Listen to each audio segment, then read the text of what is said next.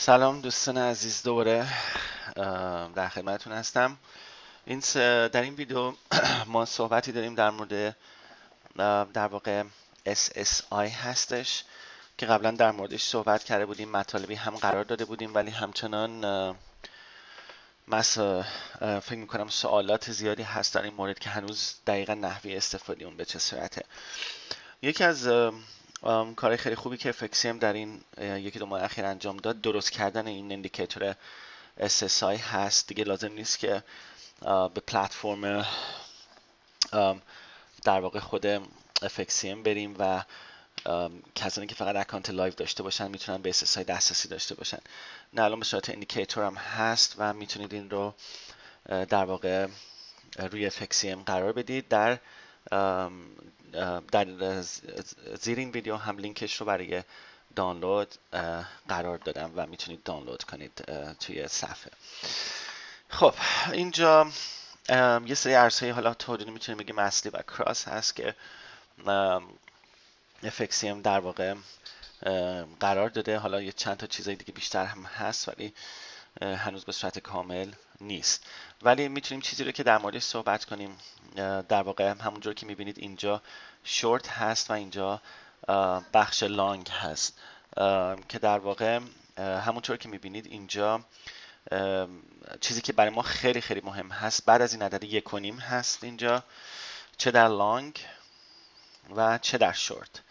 اوکی، و خیلی چیز نکته جالبی هم که هست، حالا جالب کردم ولی نکته که میتونه توجه داشته باشه، اگر درست دقت کنید ما همیشه لانگ رو به عنوان رنگ های حالا تعریفاتی که به عنوان دیفالت میشه بیشتر آبی رنگ، سبز رنگ استفاده میشه، ولی اینجا قرمزه. چرا؟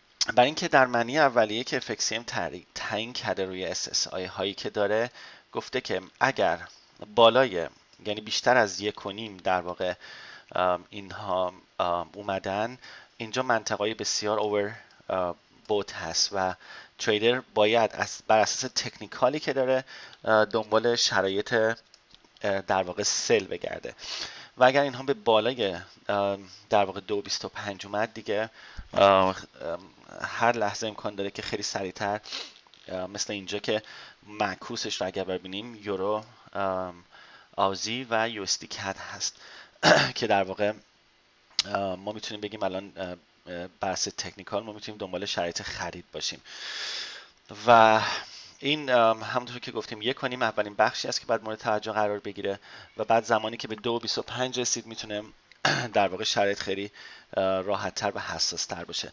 ولی همونطور که در مورد SSI گفته بودیم، این به این معنی نیستش که وقتی ما میبینیم USD کد اینجاست من برم سریع روی چارت و در واقع بخوام خرید بکنم. نه، به این معنی نیست. باید یه درک درست از شرایط و اتفاقاتی که جلوی ماست بر اساس تکنیکال بتونیم در واقع دریافت بکنیم. یعنی تا چند روز پیش USD کد مثلا تا اینجاهای 1.5 بود ولی همچنان داره پیشرفت میکنه و در صورتی که توی چارت هم حالت صعودی قرار داره. ما در واقع یک SSI هم روی چارت روی سایت خودمون داریم اگر که دوستان دقت کرده باشن و در واقع این SSI خیلی کاملتر هست. این از سایت دوکاسکوپی هستش، ارزهای بیشتری رو در واقع مد نظر قرار میده و اون هم دقیقا داستانش به همین صورته. یعنی مثلا یه ارزی مثل نیوزلندی ین ما میتونیم دنبال شرایطی باشیم که بخوایم به عنوان مثال شرایط در واقع به عنوان مثال خرید رو بخوایم دنبالش بگردیم. همونطور که گفته بودیم قبلا در این SSI هم به همین صورت، زمانی که به بالای در واقع 70 میرسه این شرایطی داره که میشه در واقع همینطور فروشنده که دارن وارد میشن ما میتونیم شرایط در واقع خرید رو داشته باشیم. وقتی داریم بهش نگاه میکنیم به عنوان مثال من الان میبینم نیوزلندی در مقابل ین شرایط الان خیلی فروش سنگینی روش هست. وقتی خود نیوزلندی رو تکی نگاه میکنم در واقع میبینم منفی در واقع 13% هستش. اوکی، اینجا منفی 46% هست و منفی 38% هم برای ین هست. یعنی ین هم داره توی شرایط در واقع باید بگیم که خیلی زود هنوز 69 یه مقدار جا داره که بخواد بگیم وارد شرایط خریدش بشیم. همونطور هم که می‌بینیم USD ین به عنوان مثال، اگه بخوام ارزهای بقیه ین رو در نظر بگیرم، یورو ین تا حدودی میتونیم بگیم پلاس 30% هست. یکی مثل آزی USD خیلی در واقع اوریجش بالاست، 44% هست و 72% هم در واقع توی حالت خرید قرار دادن، که آزی در مجموع 74% به تنهایی داره و این نشون میده که آزی مقدار شرایطش بهتر هست برای فروش اگر بخوایم تکنیکال بهش در واقع نگاه بکنیم.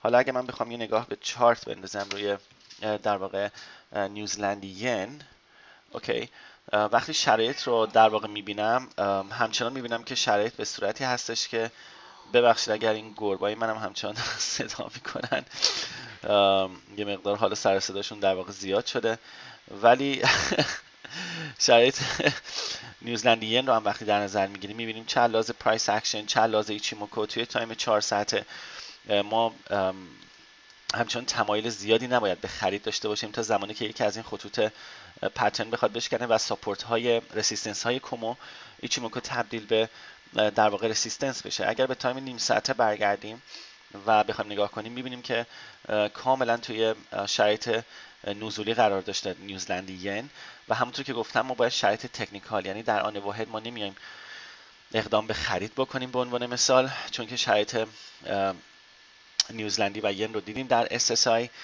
به عنوان مثال SSI دوکاسکوپی به چه صورتی هستش، پس شرایط تکنیکال رو در بر میگیریم. مثلا اینجا میبینیم قدرت های رسیستنس ما تقریبا یه اسپن هست و یک در واقع ببخشید کیجنسن 108 ما هستش.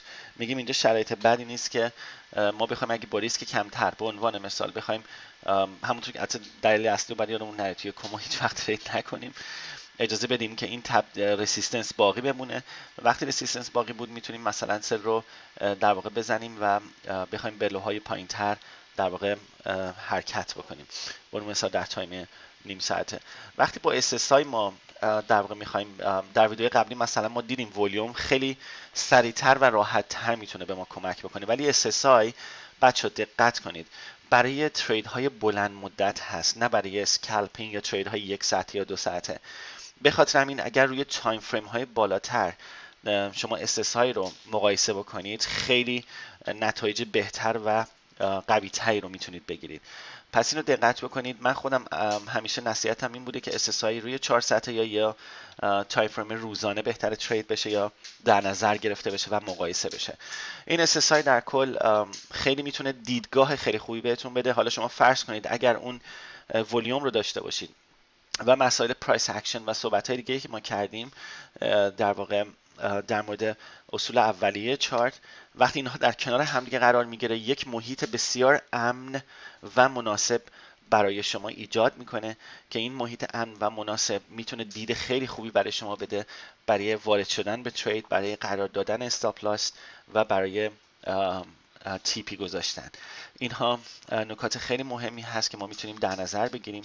پس من میگم شرایط خرید من اگر بخوام وارد بشم برای نیوزلندی، به عنوان مثال بالا رفتن از خط و زدن های جدید و حرکت به سوی در واقع رسیستنس های بعدی هستش که وجود داره. این به همین صورت هست. اگر حالا بخوایم آزی رو نگاه بکنیم به عنوان مثال، چون که دیدیم مثلا آزی شرایط فروشش زیاد هست، به خاطر اینکه ببینید همینجور داره میریزه ولی کاملا خریدارها نشون میده که در واقع توی شرایط اوور هستن، اوور بات هستن و تقریبا یه حالتی مثل همون نیوزلندی ین رو که ما داشتیم نگاه میکنیم به این سطح رسیستنس رسیده و دوباره در واقع برگشت کرده. من اگر کلیت، ببینید وقتی کلیت رو ما در نظر میگیریم همونجور که دیدیم توی خود آزی به تنهایی 74% هست، 72% هست،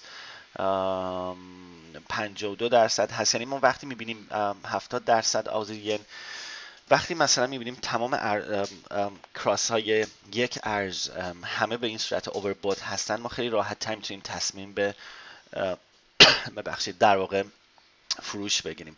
پس اگه من آزی رو مثلا حتی ین رو هم باز کنم، میبینیم که الان آزی کاملا نشون میداده که در شرایط نزولی هست. پس این میتونه خیلی دید بهتری به من بده و با اطمینان بیشتری این رسیستنس ها در واقع برای من رسیستنس های معتبرتری هستن، چون که میدونم در واقع آزی به اینها میتونه واکنش های خیلی بهتری رو نشون بده، به خاطر اینکه SSI هم این رو برای من تایید میکنه. دیگه چی داشتیم؟ آزی کرد، حالا مثلا خود آزی انزدی. اوکی، ببینیم آزی انزدی هم حتی توی شرایط نزولی هستش. حالا من نمیدونم اینجا باشتش یا نه، چون دیگه معمولا همه ارزها رو این کراس های اینطوری رو معمولا قرار نمیدن، بیشتر ارزهای میجر و کراس های در واقع میجر هست که قرار داده میشه. پس این نوعی هست که ما میایم بهش نگاه میکنیم، بهش دید داریم و SSI میتونه اینقدر قشنگ و راحت در تایم فریم های بالا به ما دید بده و بتونیم ازش در واقع یک دیدگاه بگیریم. حالا مثلا اگه بخوایم ارز دیگر رو هم اگر حالا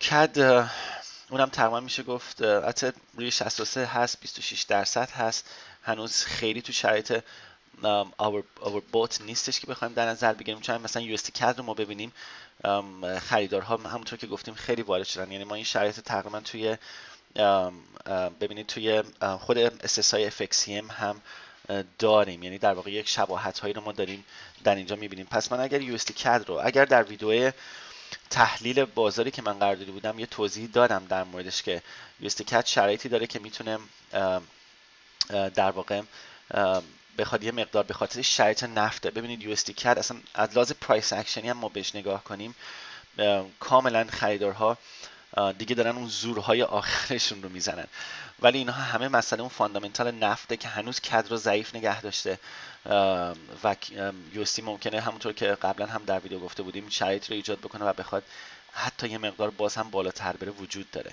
ولی شرایطش خیلی، من حقیقتش در اینجا زیاد تو فکر خرید USD CAD نیستم و بیشتر دنبال این میگردم که بتونم شرایطی رو پیدا بکنم که در واقع بهترین شرایطی رو پیدا بکنم که بخوام USD CAD رو بفروشم.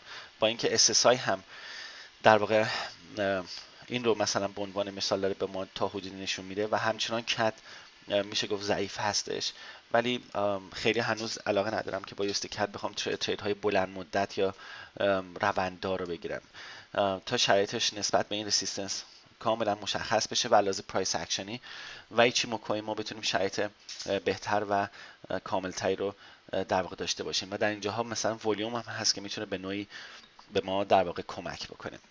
این یه توضیحاتی در مورد SSI هست، امیدوارم که مورد توجهتون قرار گرفته باشه. اگر سوالی بود در خدمتتون هستم.